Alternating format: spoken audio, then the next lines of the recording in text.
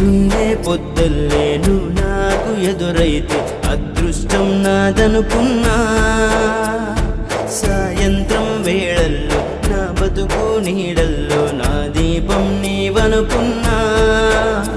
నా వెలుగంత తీసుకెళ్ళి చీకట్లో కలిపేశావే, నా ఆశల్ని మోసుకెళ్ళి చితిలోన కాల్చేశావే.